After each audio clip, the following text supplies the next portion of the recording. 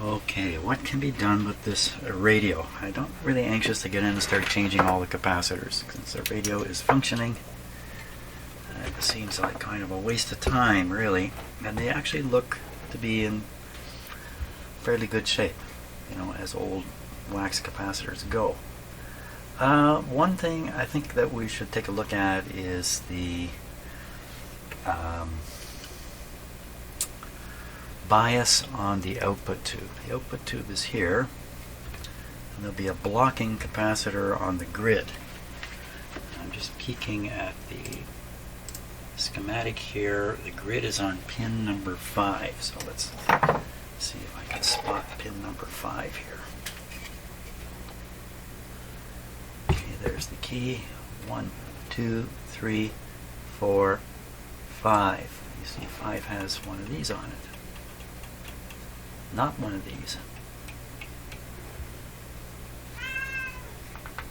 Oh my gosh, that's my other cat now.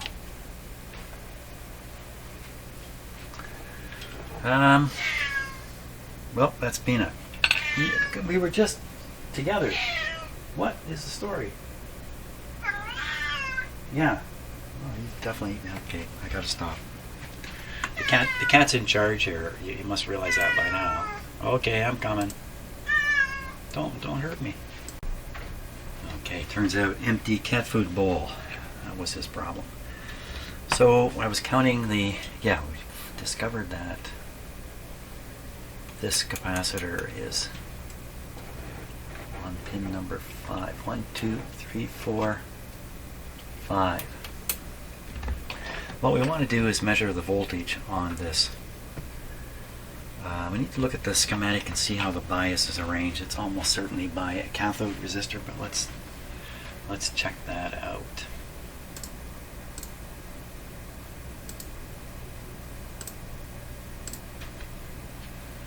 Okay, so we want to look at the output tube here.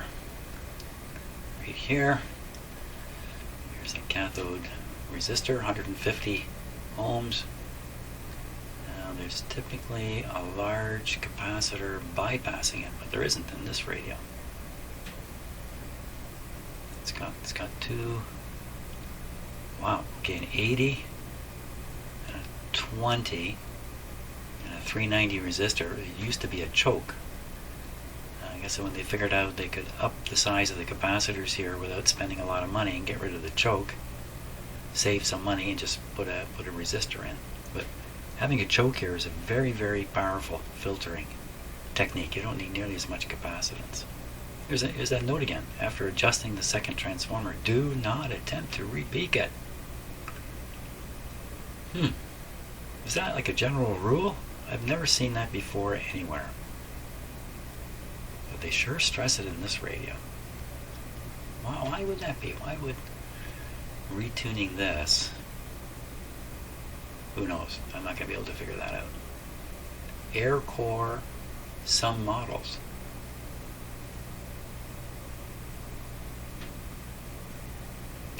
Well, this one has slugs in it on the one I have. This side, oh, this isn't done this way. It shows it with slugs in the coils here. It's got capacitors. Adjustable capacitors. Well, there was a number of models, wasn't there? All these different models. So mine is something. Let me show a line cord connector.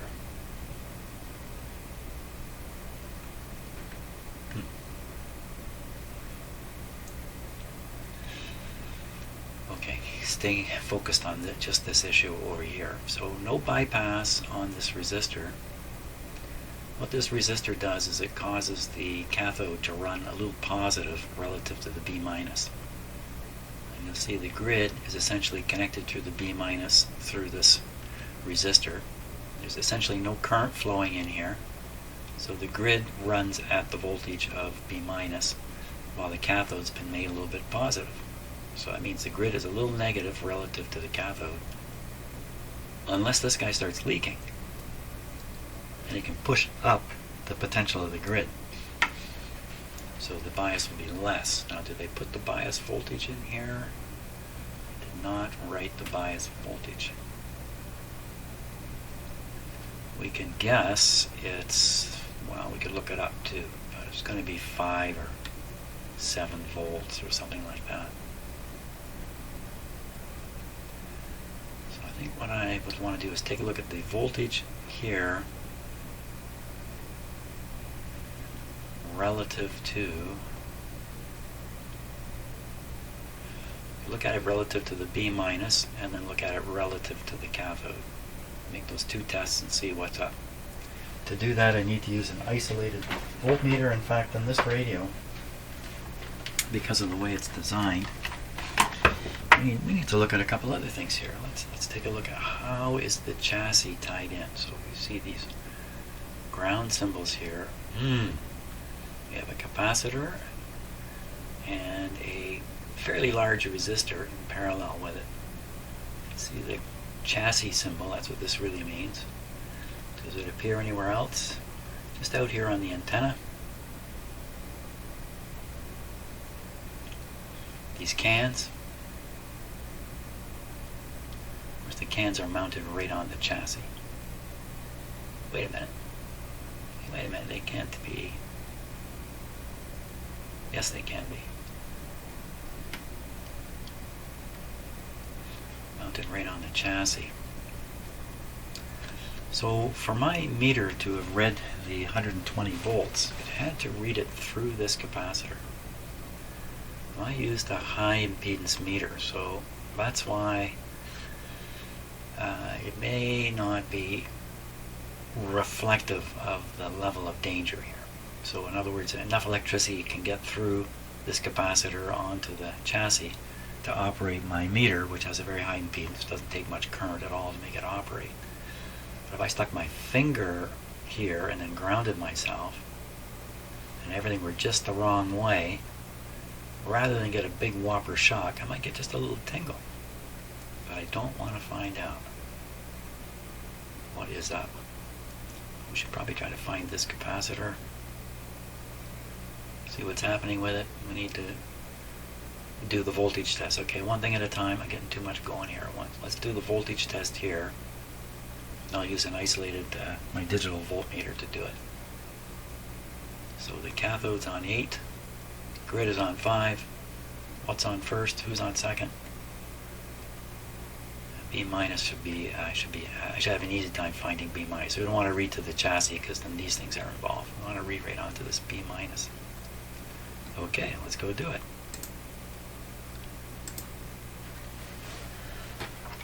Okay, got my voltmeter here.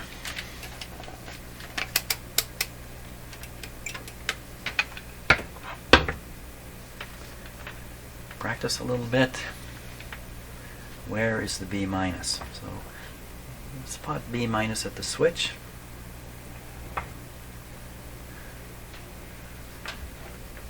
So there's the chassis connection with this big capacitor. Wow, that's a big whopper. What was the size of that capacitor?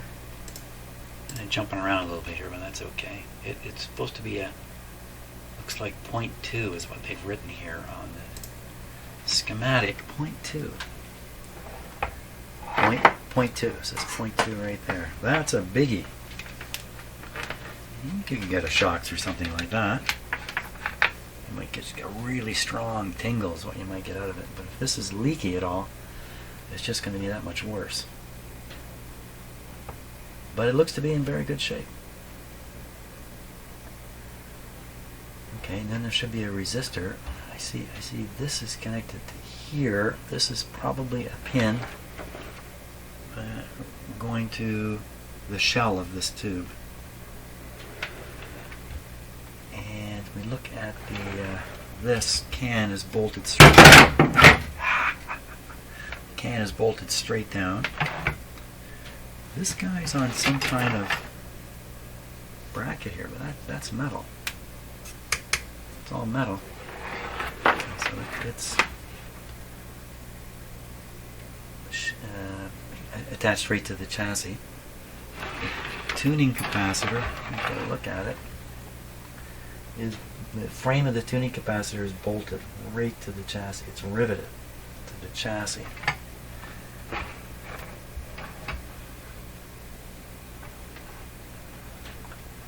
Okay, I don't spot any other chassis connections offhand.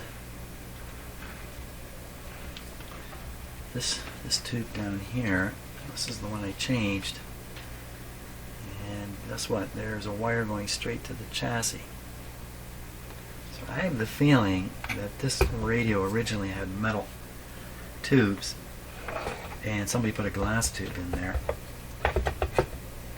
This may not have been the best move back when that was done. I'm not sure about that. So here's the capacitor. It's a 40-40, but on the schematic it shows 80-20. So a little light on the 40 or for the 80. But we didn't hear any hum, so I'm not going to sweat over that. So cathode was on 3, wasn't it? 8? What is it? 3, 8? What was it? Cathode on 8. 5 and 8. Okay, now set my unstable meter back up. So if I wanted to do 8, so 8 is here. I'm just practicing here, and then it's this one here, like that. That should give me the voltage of the grid relative to the cathode. And then if I want to read the grid to the chassis to see if it is right at ground, I could pick the negative side of the capacitor here, like so. Okie doke, we are ready. I'm going to plug this back into my isolated source here, so danger is a little less, quite a bit less. As long as I don't attach a grounded piece of equipment here, I might take the ground connection from one of these pieces of equipment, signal generator or whatever, and hook it up to the B-. Radio is no longer safely isolated. Power on, didn't get anywhere. On. Here we go. And the volume just up a little wee bit for fun. Okay, so we're on the 20 volts. And we're going to do cathode. And I have these leads backwards to grid. Radio's still warming up.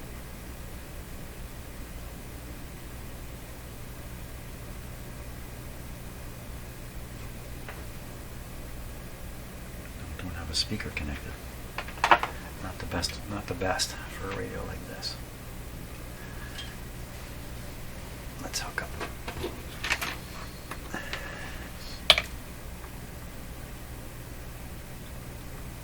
Big pop. Nope. Big hum.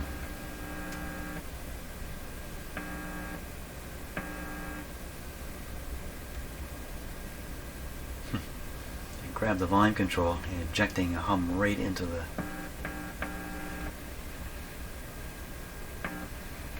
kind of surprising, don't you think?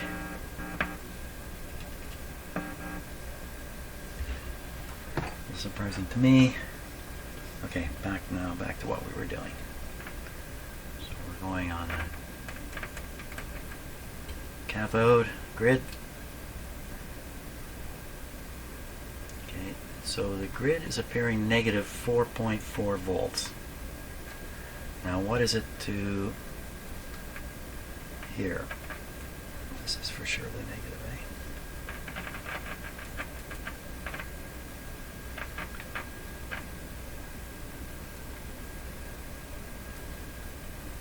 Not much of anything there.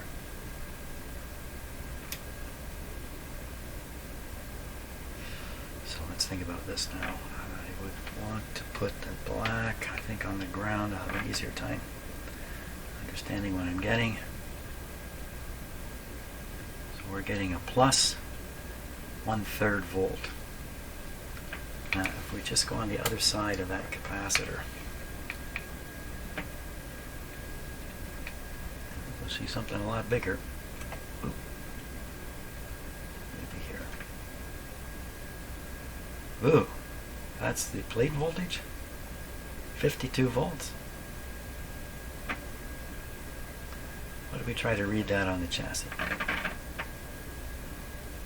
Just about the same.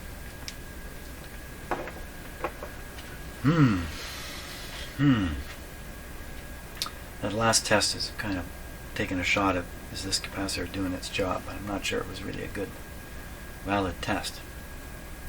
So I think if this capacitor were good, the voltage to B minus would be 0, would not be plus. Let's do that again. Okay, negative on the B minus on the grid. Oh, I'm on the 200 here.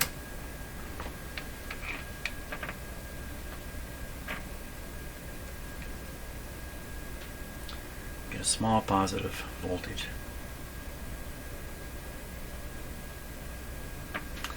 So the problem here is you want the grid to be negative by an appropriate amount relative to the cathode. And if it's not, then the output tube will conduct, if it's less, negative, the output tube will conduct more current just sitting there without any sound going through it. And that's a, what, 50, was that a 50L6? Yes. Let's look up 50L6 and see what the book says about how much bias a tube like that should have to be happy. Maximum typical operation, grid number 1 control voltage. So minus 7.5 when using fixed bias, but we're not using fixed bias, we're using a cathode. They don't give a value. They probably give a cathode resistor. Cathode bias resistor, 180 ohms. And I think we saw it was 150, not quite 180. What's all that mean? I don't know what that means.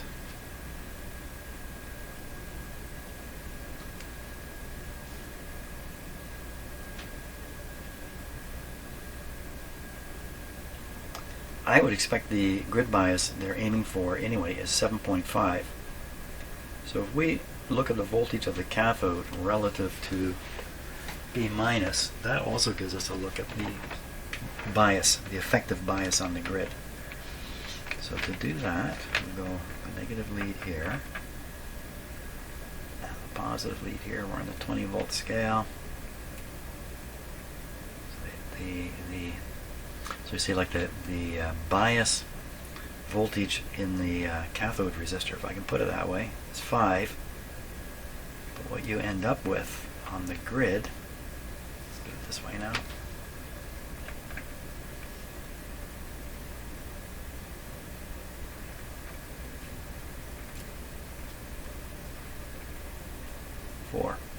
Well, it's reduced by that positive voltage. I believe that's what's happening. The book is saying 7. And oh, I put my hand on the antenna.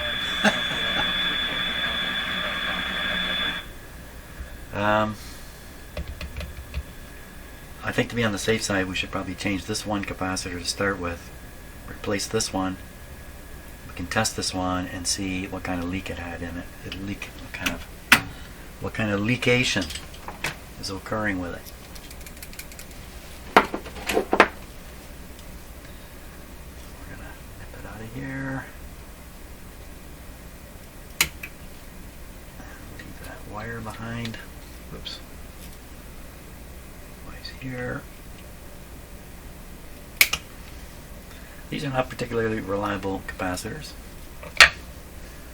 This one's made by Cornell, 400 volt, 0.01.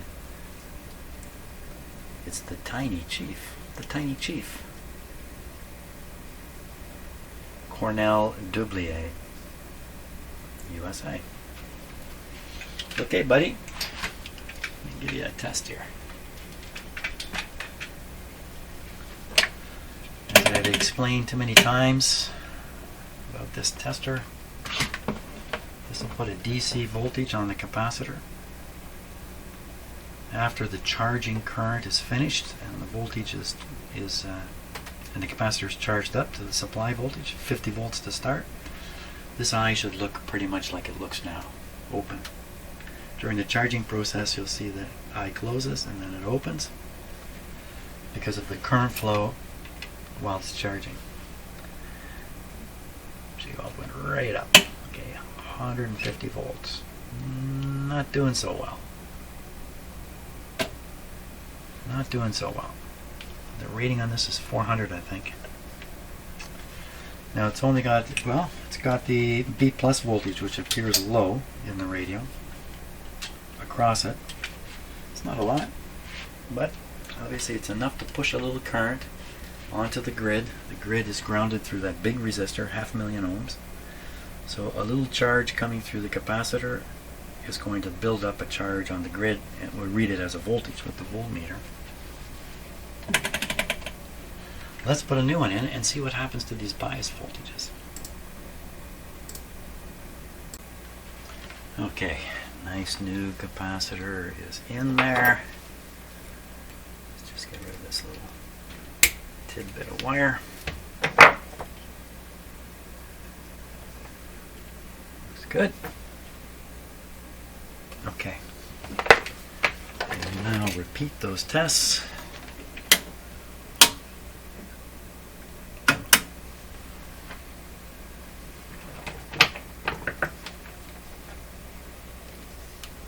Over time, that capacitor was going to get worse and worse. The voltage difference was going to get greater and greater. And the current flow through the tube was going to go up and up. So, hey, how come my output tube's worn out? That could be part of the picture. So we'll read first cathode to grid. Anybody remember what that was before? Cathode to grid.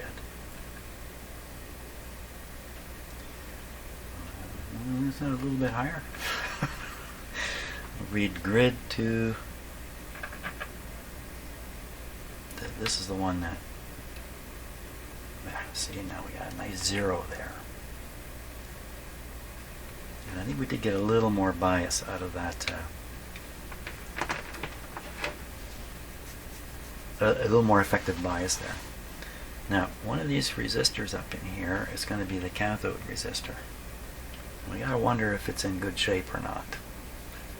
So before I get myself in trouble, I'm going to turn off the radio. Where is that resistor?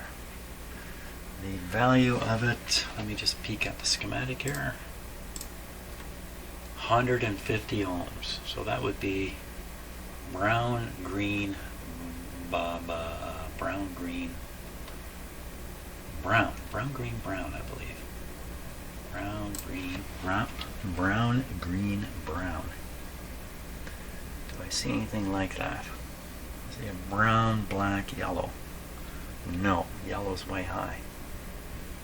There he is, back here. Of course, it's connected to the cathode. So we'll try reading the resistance of that in circuit for what it's worth, and we'll ponder the result afterwards. 150. These can go high. That would cause higher bias, which is not necessarily a terrible thing. Unless it gets too high, you're going to get distortion. 0. It could be because you just can't read this in circuit. Big fat 0 on it. Well, it can't be 0. So probably if I looked at the schematic, I'd realize why I can't do that. Why would that be? Why would that be? Why do I get a 0 there? Let's look at the schematic together and we'll see what's up with it. So I'm looking for a roundabout short circuit here. This is the resistor I'm reading. So one end of it goes to the cathode, and that's going nowhere. Another end is going through this capacitor, that's going nowhere. For ohm reading is done with DC. The other end is connected to everything under the sun here.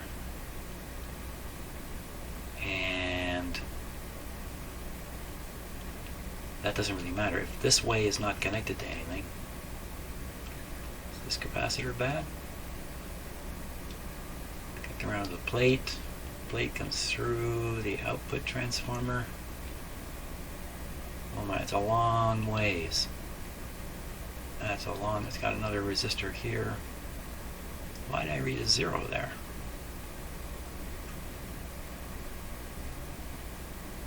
That's an interesting question. Why would I read a 0 across that? Why would that be?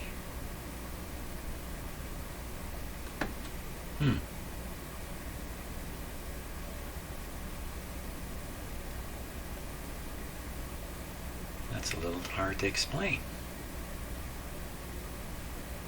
At least for me.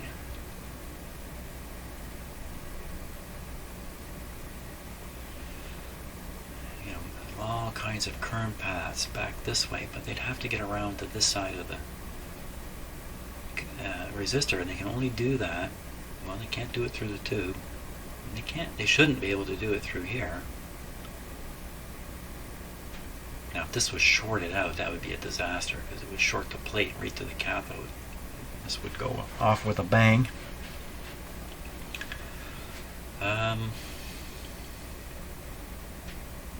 a little bit of a mystery. Let me repeat that test, because I can't explain it.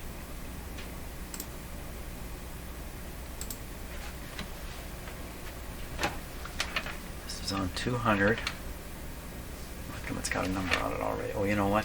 I know I can explain it. This meter can explain it. I have trouble with my meter. Well, that looks good. Okay, across the resistor. So I clearly see one leg is here. The other one I'm right on the wire from the resistor. 0. So there's this capacitor here. It's connected to another terminal. Certainly don't get a 0 there. Resistors seldom go to 0. I can't imagine how that would even happen. How do we get a 0 there? Oh, there's a wire leg sticking out here. That wasn't shorting, was it? There's a little... How did that leg get there? Oh, really? There was a short in this radio?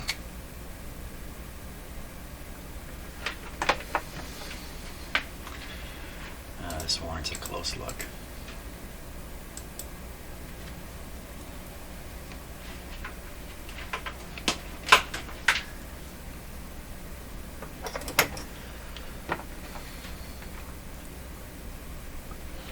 This little piece of wire here was touching this.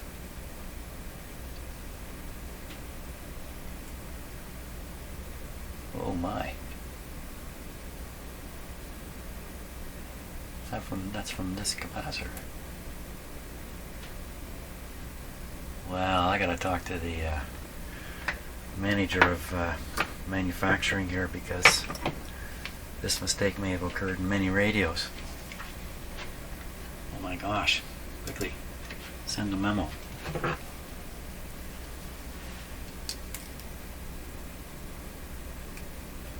Who built this radio? We gotta go talk to him.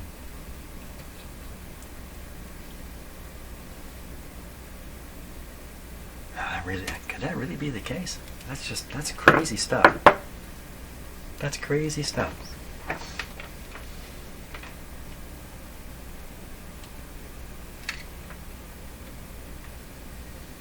Wow. is this lead? So that's the cathode. No. It's beside the cathode. Beside the cathode.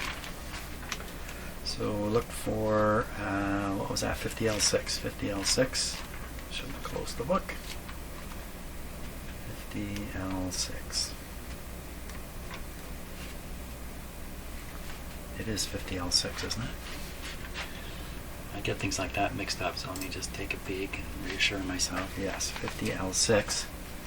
So we're talking about pin number 8 as the cathode. Pin number 7, oh, it's a heater. And that could be, we don't know. That could be in the middle of, oh my gosh, that could be in the middle of the heater string. Or the 50L6, it's in the middle of the heater string. Gee, I don't know what to make of that. I don't know what to make of that. That seems to me that should have just caused a screaming hum in this radio. I don't know, that's a really weird thing. Okay, I wish I could repeat the whole thing again and look more closely to see if it was really shorted, because I bent it right away. But it sure changed the, well, I can repeat the test.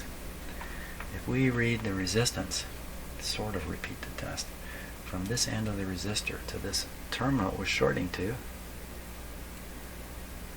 I don't know what to make of that, 12. I don't get it. I don't get that.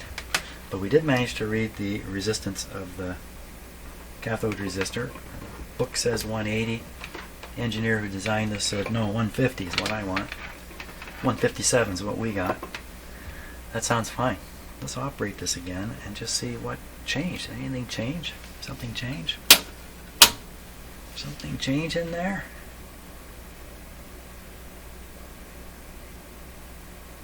So I look now, I can see there are more tails sticking out. So whoever built this radio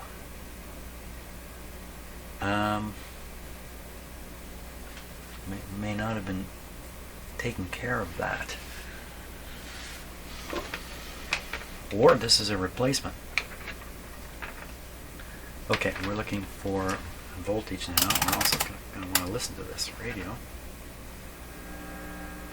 Well, there's a nice hum. It's me. Antenna.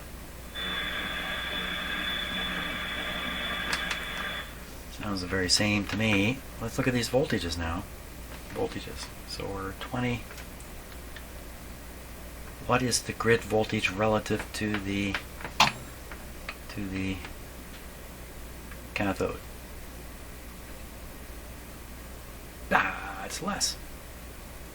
Oh, you know what? I'm not giving it the full treatment here. Cathode to grid. About the same as it was last time. A little under 5.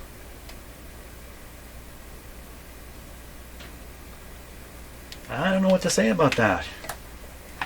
That's a strange thing.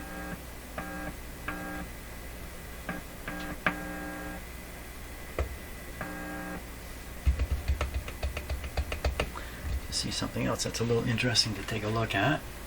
Look at some whiskers. This might be a little hard to see in the camera. And I've got the radio switched on, so I need to be a little careful here. But if you look at the surface, I'm going to show you. Yeah, see all the whiskers. That's a crystalline formation of some kind of corrosion product. This is probably zinc coated. I'm not sure the full story here, but you often see this development of crystals in there.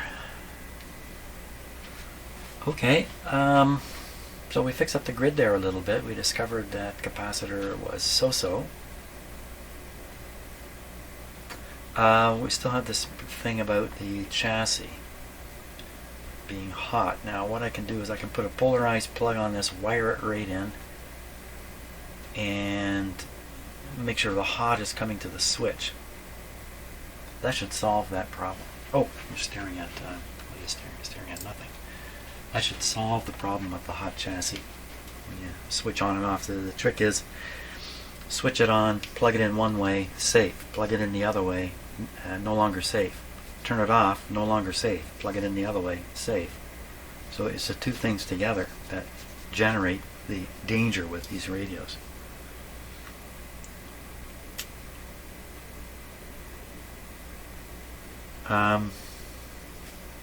Yeah, I'm going to ponder that a little bit. We got this guy here, we got this guy here, and a radio that's working.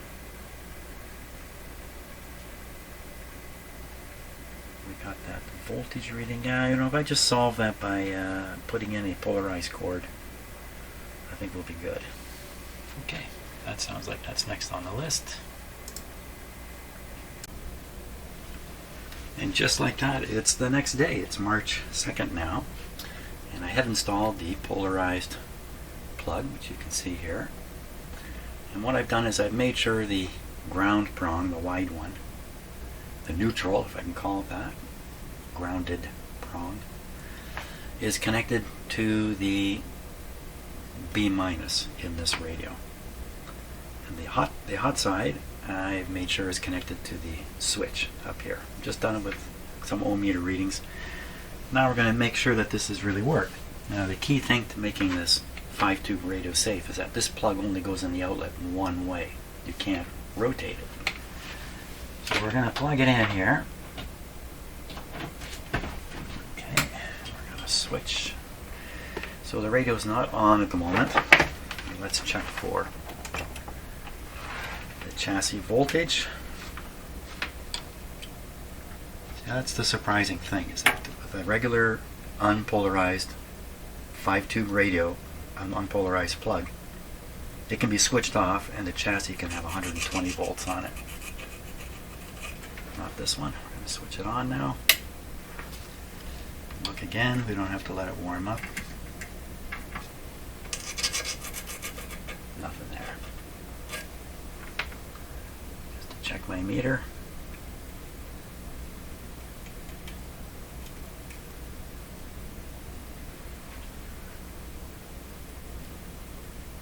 Why am I still getting a 0?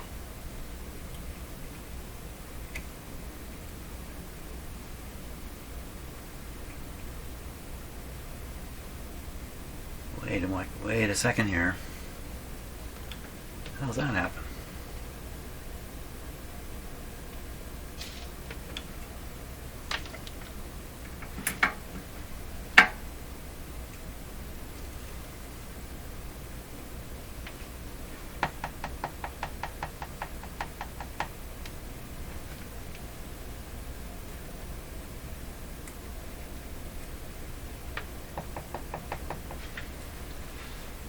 Switch.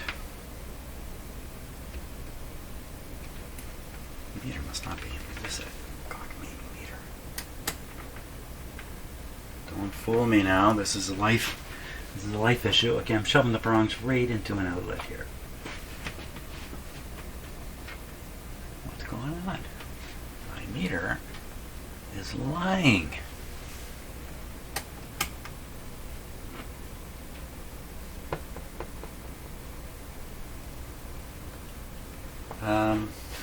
Okay, something very odd is happening here.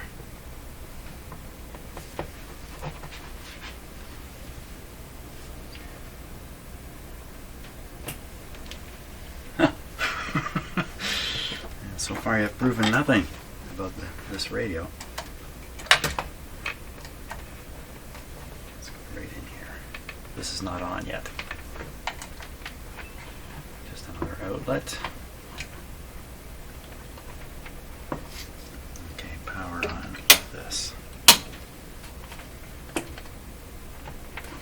What has happened to my voltmeter?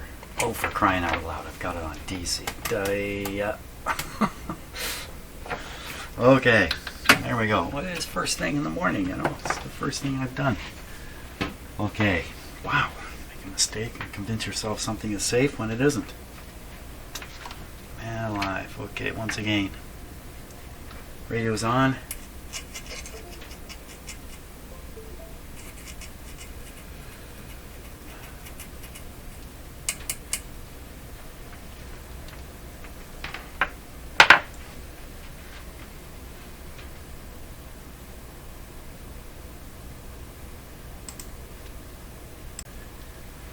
Okay, wow. Okay, my head is spinning.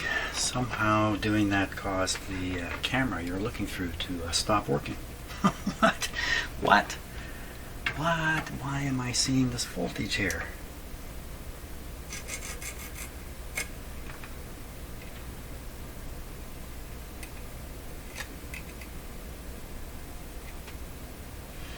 So that's the grounded side.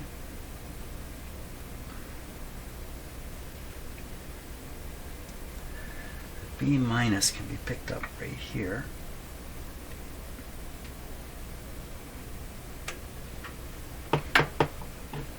Okay, so I've done something wrong here. This is the back of the switch. Done something wrong, or I don't understand something. Or a combination. One would lead to the other. So I'm reading 120 volts on the wire that goes to the switch. Now I'm scared to touch this thing. Okay, I'm on rubber. I'm on rubber here. What's going on?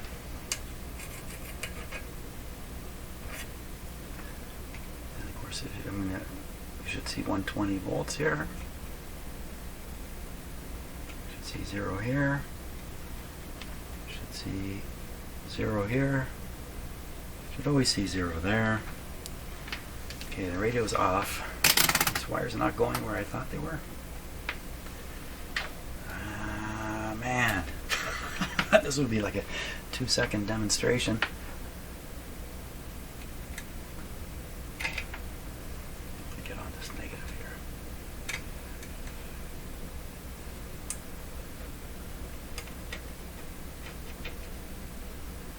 Now there is a big resistor in between those 2 points. You should be able to read it.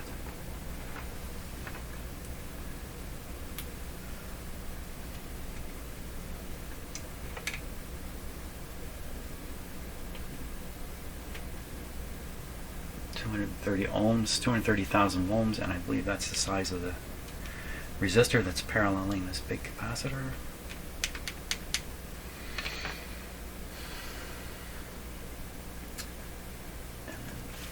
So the set is still plugged in.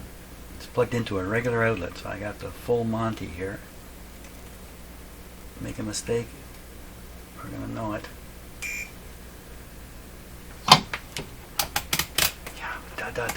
What's with me? Did I not drink enough coffee before I came in here? I didn't drink very much.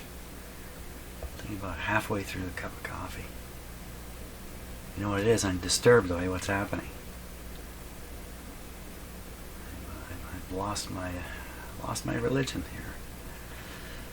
So 120, that should be there. And then the switch is off. Back to the B minus.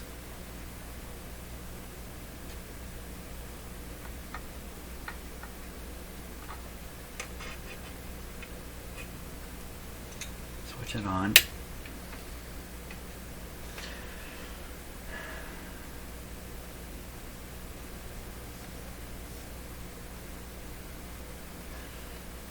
Voltage. I just must not be thinking straight here. So let's do things appropriately. Not that it matters much with AC, but put the black lead on the grounded line. That wire goes straight down and comes to this location. How can this be the case?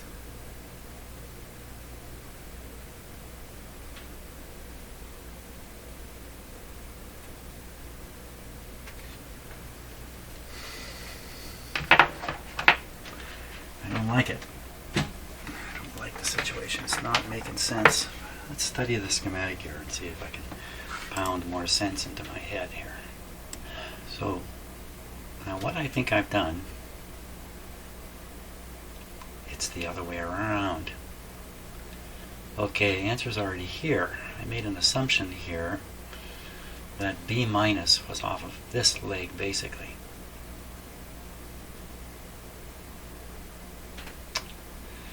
So I brought the live wire here to the switch.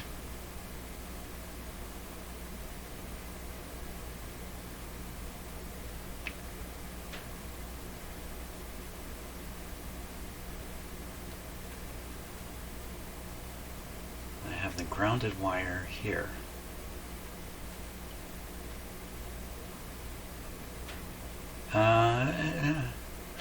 It still doesn't, you know, once you open the switch, the liveness ends here.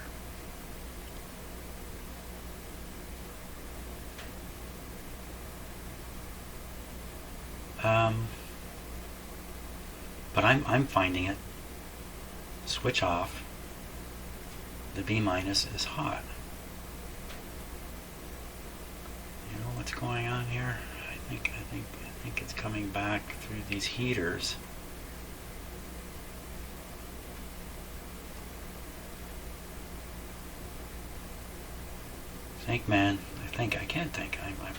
I've totally lost my cool. I've totally lost it here. Let's just calm myself down here, and so I'm sure I have the live wire connected here. Once the switch is open, that should be the end of it.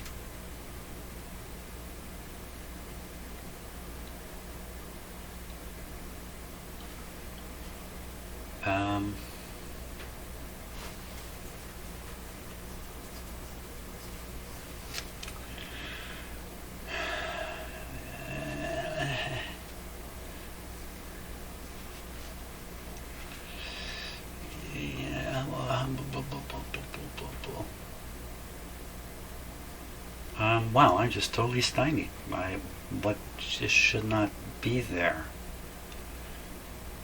Okay, let's go back. We'll take some more tests on the radio here. I'm really quite flabbergasted at the situation. Okay, so the plug is out. Radio is safe. Voltmeters on ohms. Reading from the wide plug. Should be this one. Should not show up here.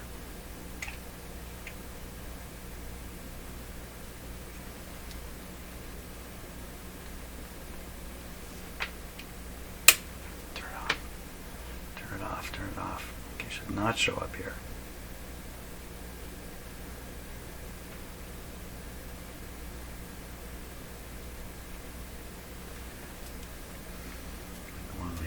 One now should not show up here. Should show up here. Go on the switch. May or may not show up. It does, but on the other side, should not.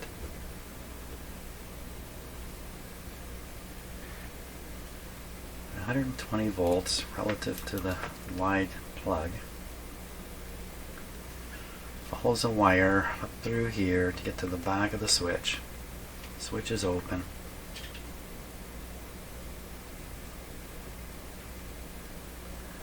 And it was some kind of capacitive effect or inductive effect. The meter's so sensitive, it's reading voltages that really are more like ghost voltages than a real McCoy. Let's put this back to 200. AC. Let's check the meter and make sure it's operating here. Just shove it in an outlet under here. Hot diggity dog. 120 volts there. I'm going to plug the radio in. The radio is dangerous at this point. Particularly dangerous because I appear to not know what I'm doing. Okay, we're still on AC. Radio plugged in, switch is off. I just feel so stupid doing this. So we should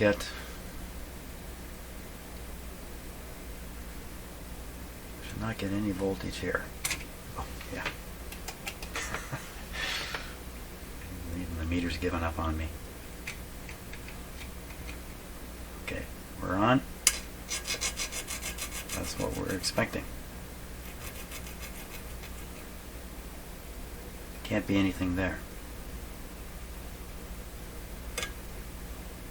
And the B minus. Nothing there. Turn the set on. Just still see nothing there.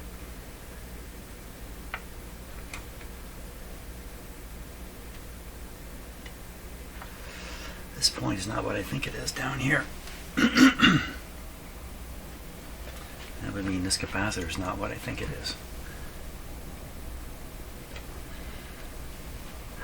So that maybe when I think I'm on B minus, I'm not. Okay, another spot to find B minus would be on the capacitor here.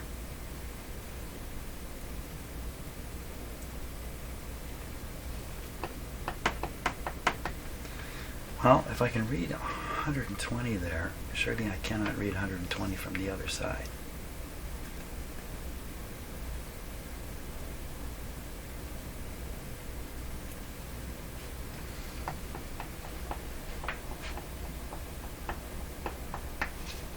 Okay, checking the chassis to a ground point in my shop.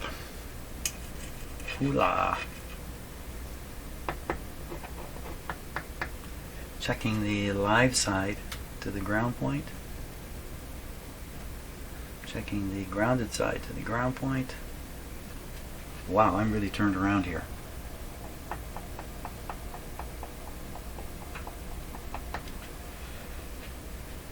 So this has got to be B minus. I'm pretty sure this thing down here was B minus. There's literally a wire straight from here to there. How can you get 0 here and 120 there? Either end of a piece of wire. Because I just must be mistaken about what this point is down here. Unplug it, Chip. Unplug it because.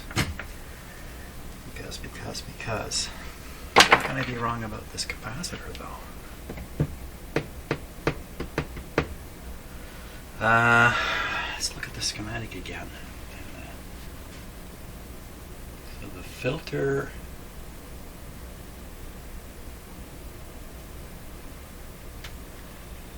So I'm testing on this side of the filter, which is connected here by wire, which is connected to the B minus by wire.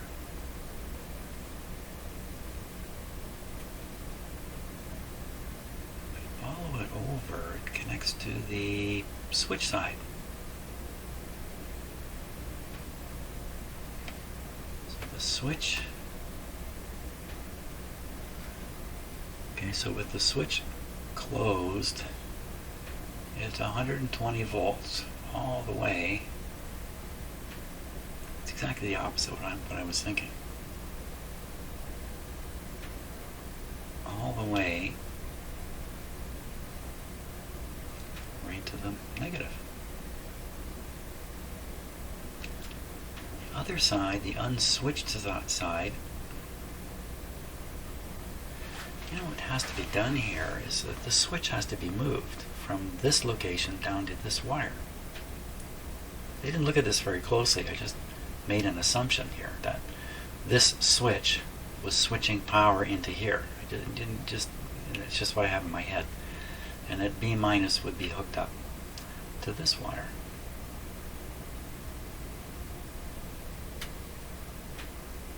So I really haven't succeeded at all in making this radio safe.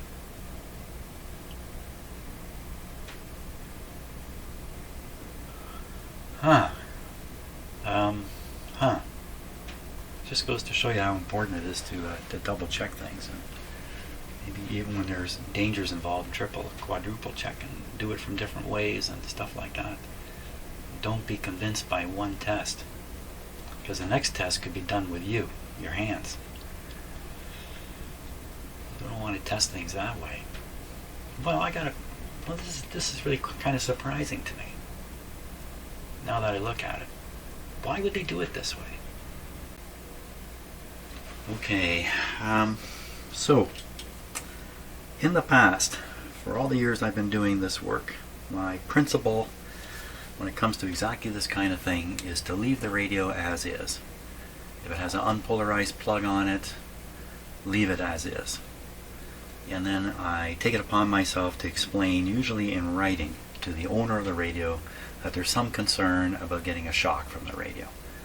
Often the people I'm talking to, they are not electrical people, and they don't really understand what I'm talking about, other than they get a pretty clear message that there's a concern about the radio. And I explain a few things about why it's designed the way it is, and in terms of, like, for instance, hiding the knobs inside the cabinet with extended plastic covers, plastic knobs. This one's different. These stick right out of the cabinet.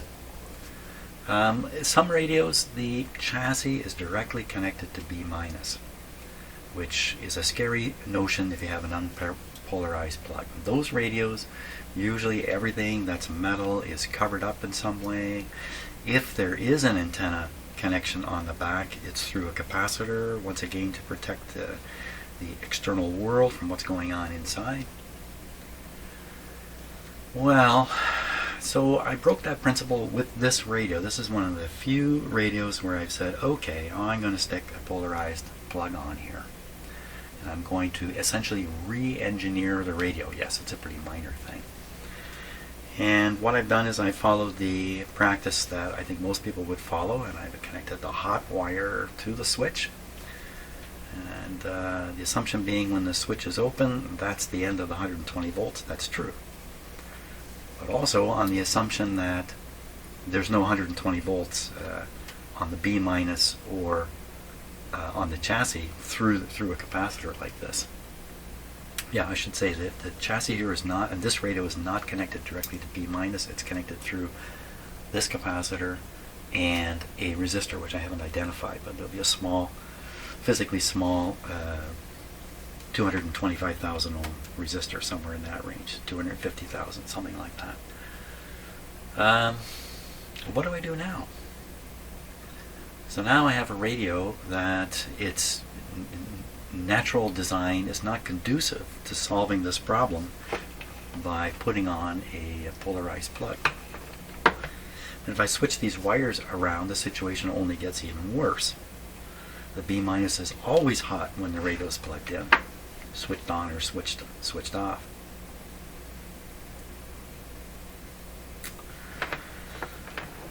It seems to me the only solution here is to rewire the radio in such a way that the switch is on the other line. When we're looking at the schematic, literally moving the switch to the lower line on the schematic. So that way the grounded side of the plug is connected to B- solidly, and the hot wire is connected to, I guess, into the rectifiers we saw in the schematic. Well, that might be a bit of a challenge here. That's not necessarily a totally easy thing to do.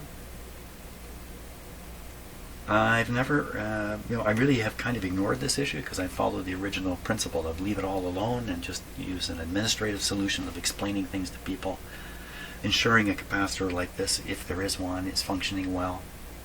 If there's a phono on the back of the radio, and I really haven't been paying close attention, I think maybe that only occurs in radios that have a transformer in them. If they have a big power transformer, this issue just fades away into nothing. It's when they don't have a power transformer. So I still haven't decided what I want to do here. The radio remains the same danger it was, basically. That's basically the way it is. Maybe a little less so, because when it's switched off is off now. There is no high voltage going anywhere except to the back of the switch here. Whereas before, depending upon which way you had to plug in, you could be plugging live onto the B- or live onto the switch. Let's put it that way. Kind of a 50-50 chance. And this particular radio, just to be clear, because the chassis is isolated away from the circuitry of the radio, except through this capacitor and the large resistor, this is a different category of danger. Danger is relatively minor with this radio, relatively speaking, provided this capacitor is in good shape, which it appears to be. And there's no accidental short somewhere in the radio shorting the chassis into the radio somehow, which is not very likely to happen, but could. So, this is like basically 101 radio repair. And I'm weak on it, for sure. I mean, it's really obvious now to me. I never even thought of a radio with a switch on the B minus, because I haven't paid attention to this, because I haven't been inclined to do this kind of thing. Now, I know some repair guys go quite a ways here. They'll put a fuse in to protect the radio and the house, your house, I guess. They go quite a distance with this. They put guys put a 3-prong plug on it and connect the ground prong to the chassis. I've avoided all those sorts of things, because I think in my own mind what you'd be doing then is you're re-engineering the radio, and you are taking direct and personal responsibility for what happens with it afterwards. If you do things right, and you're thinking about it right, maybe it's fine. But look at the situation I got myself into here. Literally last night, the very end of after yesterday's video work, I put this cord in. It didn't video it. It's just putting a cord in. I was very, very careful to make sure that the grounded prong meets up with the B minus, what I thought was the B minus. I then made a voltage test, which you saw me repeat at the very start of this session, and perhaps I had the voltmeter on DC at that time too. Did a quick test, got a 0, everything's good. Could have left it like that. Could have returned this radio to my buddy. This radio belongs to a friend of mine. Could have told him, hey, I did this, I put this on, the radio's safe now, you got nothing to worry about, which wouldn't be true. Not a lot to worry about here, but a little bit. Might get a phone call from him some weeks later saying, hey, I got a lift off the chassis, what's going on here? It's very upsetting to me in a way. That's kind of why I stayed with my original principle, which I'm sure some people who've watched my videos wonder, why are you not doing this? Why are you not putting a 3-prong plug onto a radio? Well, this, like I said, this is Radio Repair 101. Here I am, funny, I thought I was close to graduation. Maybe not. So I'm going to think about this a little more, about how I want to approach this. My friend is radio aware. If I just said a few words about this, he'd understand what the situation is. In fact, he could be watching this video. He could be listening to me talk about him right now. He's well aware of this kind of stuff. The problem here is I would have told him I had solved it when I hadn't. That's the problem. That's the upsetting part. And taking a false test, that's another upsetting thing. Very upsetting. I'm very upset. I'm going to stop for a while. Figure out how I'm going to get out of this jackpot I'm in here. Maybe there's an easy way out and I just haven't realized it yet.